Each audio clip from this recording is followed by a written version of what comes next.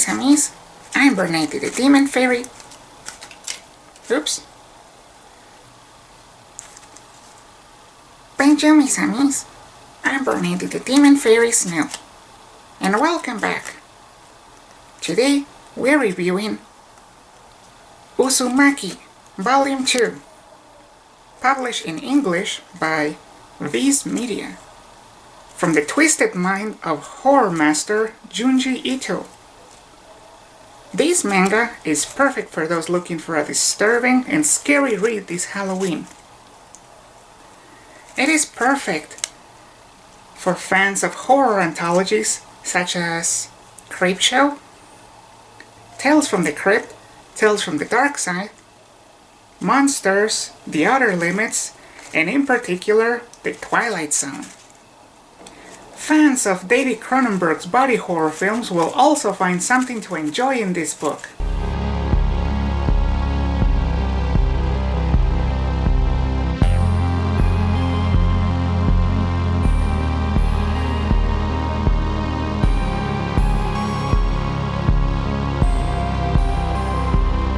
This volume is comprised of 6 spooky tales revolving around protagonist Kiri Goshima, as well as her friends and other residents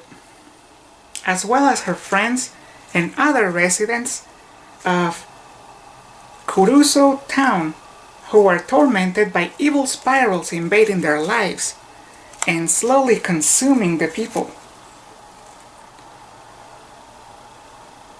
In Volume 1, they dealt with a crematorium releasing spiral soot clouds into the sky. They also dealt with the haunted pottery, crazy boyfriends, haunted hair, etc. And I do mean etc. Now, Volume 2 sees Kiri struggling with her boyfriend Chuichi being consumed by madness and grief. On top of that, she has to deal with the affections of a creepy boy who dies and ends up becoming a Jack-in-the-Box zombie that won't quit following her, not even when he starts falling apart. Kiri then has to deal with 2 people from her school turning into giant snails, and then she has to deal with a lighthouse that hypnotizes and kills people. And then she spends a while in the hospital, and she has to deal with a cousin of hers and other pregnant women who are turned into creepy drill-wielding vampires. Oops. Oh well. So, a horde of pregnant women who are turned into drill-wielding vampires by mosquitoes. And then she has to deal with the babies of those pregnant women who turn into creepy monsters similar to the aliens from Invasion of the Body Snatchers.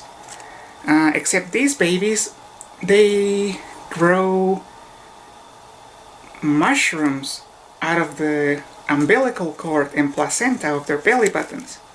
It's very gross. And when people eat that placenta, they go insane. Yikes. But the worst of all happens in chapter 12, when a spiral typhoon destroys the town and starts killing people in a manner similar to General Zod's terraforming machine from Zack Snyder's Man of Steel film. Huh. I wonder if Zack Snyder read Uzumaki also. Wait. Go back.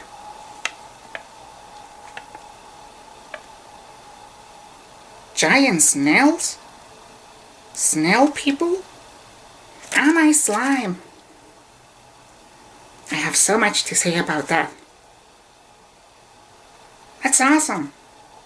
Okay, let's have a look at the snail people. Roll it!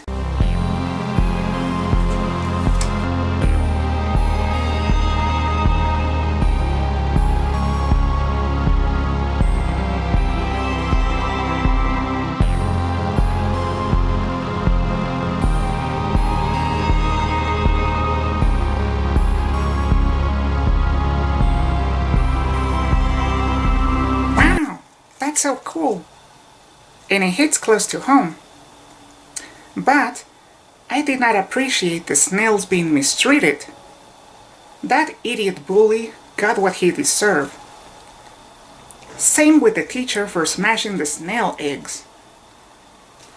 As for the craziest chapter, I'll say chapter 11 was the craziest one, with the creepy placenta mushrooms. Ew. That was insane, and very fitting for the alien from John Carpenter's The Thing. And yeah, those pregnant mosquito moms were creepy. The second craziest chapter was chapter 7, with the obsessed boy who becomes a Jack-in-the-Box zombie. And the way he died, it was so brutal. Take a look.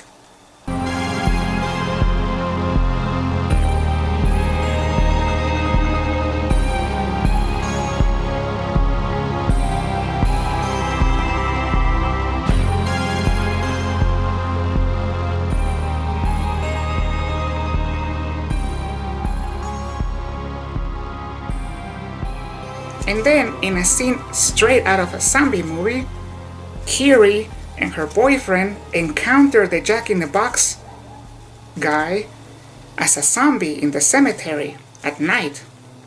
And he attacks them. Ugh, and it was so unsettling. Pure nightmare fuel, in my opinion.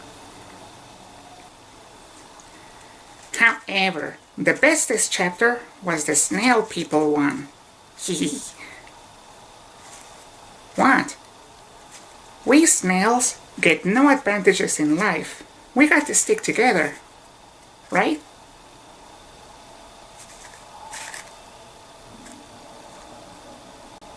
Anyhow, I'm hungry.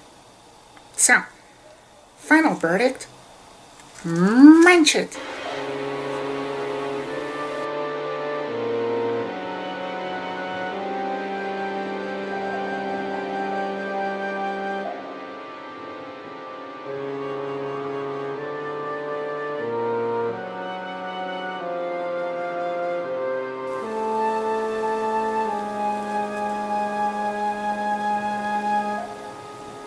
Thank you for watching. Happy Halloween. And see you next time. Au revoir.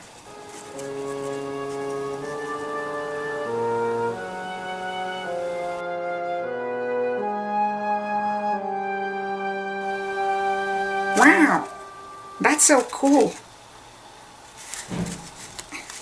And it hits close to home. But, oops, not again.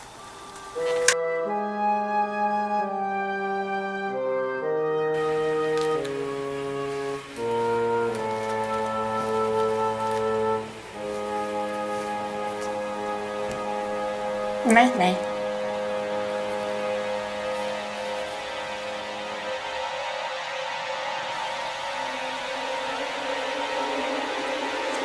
Boo. Hehe.